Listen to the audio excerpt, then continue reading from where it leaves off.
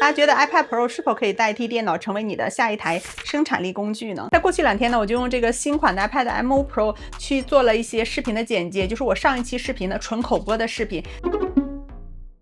然后在剪辑的过程，我觉得整体来说还是非常的顺畅的，而且我现在用的这个剪辑软件呢是剪映的 iPad 版本。其实我也看了一下，就是 LumaFusion 还有 Final Cut Pro， 然后还有就是达芬奇，这些呢你都是可以去选择的。但是我个人还是非常倾向于剪映的剪辑软件，因为它上面呢所有的这个操作按钮和桌面的这个风格和电脑版的呢是一样的，因为在上面就是有很多我们需要的这些，比如说一些特效贴纸啊，然后转场啊，就是非常多的插件，包括你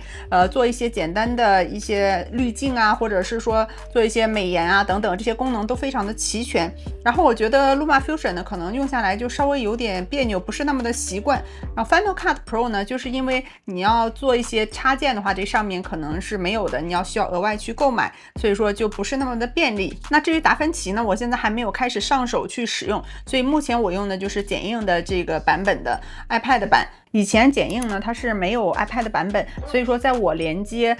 移动硬盘的时候呢其实是找不到的，所以说你首先要把这个所有的文件全要导到本地，然后通过相册才能去再导入到软件。但现在直接就可以通过连接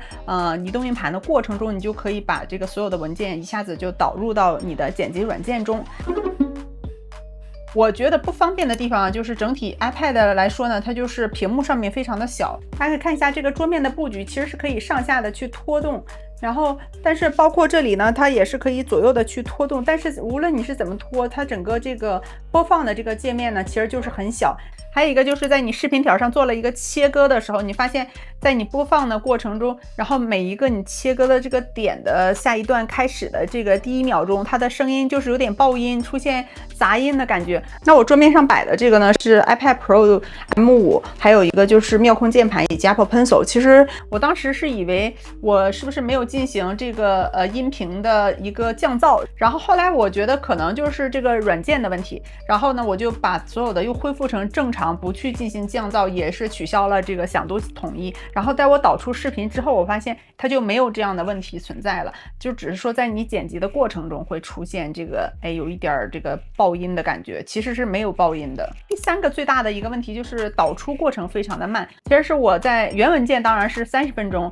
然后我剪辑到最后呢是7分钟，然后我就给它给导出来了。但是整个7分钟的视频我导出的时候是花了11分钟35秒，也就是说这个导出的时间比我预期的要长很多。在我剪辑的过程中，我觉得整体来说还是非常的顺滑的，主要还是你可以用手指去自由的拖动视频条，或者是再配合 Apple Pencil 去进行切割，然后或者是小范围的去拖动呢，非常的方便。然后我觉得剪辑速度也是非常快的。当然了，如果是针对剪辑口播的这种视频呢，就更加的方便了，因为呢你同时可以用智能剪口播的这个功能，也就是把你的整个视频生成文字，然后在文字里面去选择去掉一些多余的部分，然后这样呢就可以加快你的剪辑速度。虽然都是 iPad Pro， 但它们的屏幕素质呢是完全不一样的。首先就是2020款的这款 iPad Pro 以及 M1、M2 的 iPad Pro 呢，它采用的是 Liquid 视网膜 LCD 的屏幕，但是 M4 和 M5 的 iPad Pro 呢，它采用的是双层 OLED 的屏幕。那双层 OLED 屏幕呢，它就是色彩更准，也就是说，你看到黑色就是真正的黑，也就是更加的深邃。那么到了 LCD 这里呢，你看到的黑色其实是有点深灰的这种感觉。同时 OLED 屏幕它也是带有一些弊端的，在我这几天看下来之后，我觉得就是对你的这个眼压是有点增大的，然后它就是有点晃眼睛的这个感觉。为什么呢？尤其是你在黑色背景下呢去看这个白色文字，它就会非常的突出。那最好的解决办法就是永远不要在全黑的环境下呢去使用这个 iPad Pro， 然后同时啊就是保证在你用它的过程中房间里面呢开一盏灯，然后这样的话会减少这样的情况。另外你的屏幕亮度呢不要低于30%或者50%，因为呢它的这个频闪呢会更加的严重，然后尽量让屏幕呢保持在这个中高亮的一个水平下。另外一个解决的办法呢，就是大家如果是在白天或者是光线非常充足的情况下呢，尽量把 iPad 设置成这种浅色模式。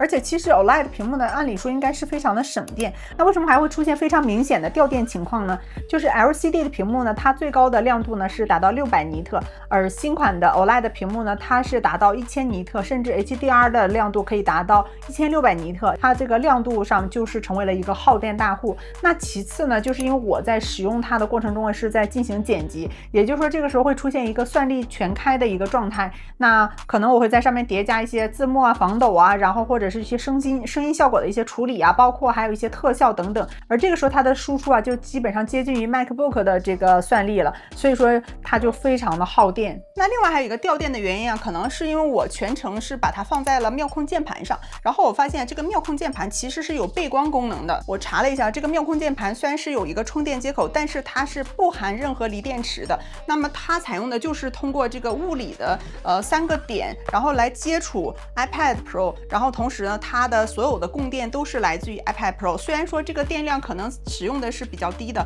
但是它也是有一定的耗电量的。那在我剪辑的过程中啊，就是散热方面呢，我觉得就是我因为全程都是把这个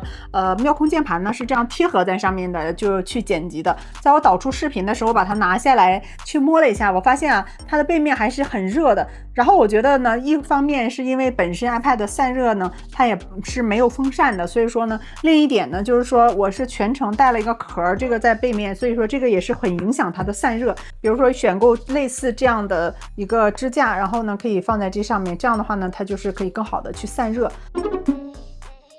M5 iPad Pro 是否可以替代 M5 MacBook Air？ 假设我们现在取2款设备，那同样搭载的是 M5 的芯片以及10核的 CPU 和10核 GPU， 同样是16GB 的统一内存。从理论上来说，它们的极限算力是完全相同的，但在实际使用中，最终表现的性能啊其实是不一样的。比如说我们在轻度的日常使用过程中，比如说网页浏览、看视频或者轻度办公的时候呢，你是感觉不到任何差异的。但一旦进入高负载场景，性能差距啊就会表现出来了。其实主要有3个原因，比如说第一个原因呢，就是从散热架构上和持续性能的释放方面。比如说 MacBook Air 呢，它虽然呢也是无风扇的被动散热设计，但是它的机身尺寸更大，那也就是说它的内部呢有更多的金属结构可以用来传导和吸收热量，所以说在进行持续高负载工作的时候，比如说 4K 视频的导出啊，或者长时间渲染的时候呢，它能坚持的时间会更长，才会触发降频。那我们再看一下 iPad Pro， 它的机身尺寸呢会更小，而且机身也是极度的轻薄，所以说它的散热空间就非常的局限。那另外呢，因为 iPad Pro 呢它是手持设备，所以说苹果啊对它的表面温度控制呢限制会比笔记本严格的更多。一旦设备开始发热，它的系统就会迅速限制 M5 芯片的频率来控制温度，所以说啊导致它的性能会逐渐的下降，然后也就是弱于 MacBook Air。第二方面啊，就是在操作系统方面和资源调度方面，因为 MacBook Air 呢它运行的是桌面级的操作系统，所以它是允许应用程序不受限制的调用所有可用的 CPU 和 GPU 核心以及内存的，所以说它的后台任务啊可以全速运行。那这个时候就是在我们处理多任务处理的时候呢，它的效率会更高。但是到了 iPad 呢，它是 iPad OS 啊，它是有一个严格控制的。尽管 iPad Pro 呢它是拥有16GB 的豪华内存和强大的 M5 芯片，但是 iPad OS 呢对单个 App 的能调用的内存上限呢是有严格限制的，它也是为了确保系统可以绝对的流畅和省电。那同时 iPad OS 对后台任务的这个休眠机制呢也是非常的严格的，这使它在处理多轨道的这个视频编辑或者大型软件多开的时候呢，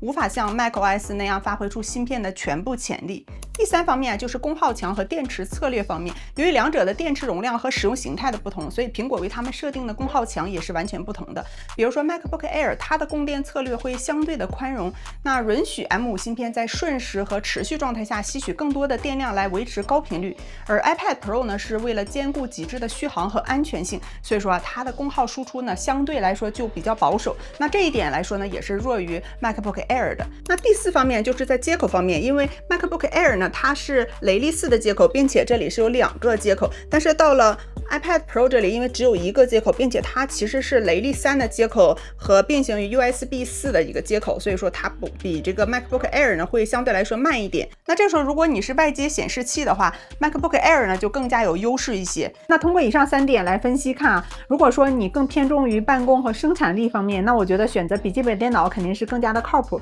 但如果说你是半工作半娱乐，然后又想画画，然后又想触控，然后又追剧，那我觉得娱乐性质偏向更强一点的，肯定是选择 iPad 系列的会更好一些。那如果说你又想都要的情况下，那就苹果呢即将会推出 M5 MacBook Ultra， 然后它就是带有触控屏，然后也会采用 macOS 系统，也就是说你想要的全都有，但价格也会更贵。那么我个人感觉 iPad M5 呢真的是非常值得入手的，而且呢包括 M1、M2 或者是 M4 啊，它们的性能也都是非常的强了，对于很多人来说都是性能过剩了。那我之所以考虑用 iPad Pro 去做一些剪辑呢，就是我很想去利用一下我的碎片化时间，比如说躺在床上快睡觉之前，我都是可以去剪辑一些视频，再或者呢就是去咖啡厅啊，或者在车里等人的时候，你都是完全可以利用你的一些碎片时间去做一些剪辑。那以上呢就是今天全部要分享的内容，希望给大家做一些参考。如果我没有讲到，或者是大家还有一些什么疑问，可以评论区留言告诉我，然后呢我给大家可以再制作一期视频分享给你们。如果说喜欢我的视频，记得订阅我的频道，我的视频点赞留言哦。感谢大家的收看，我们下期见啦，拜拜。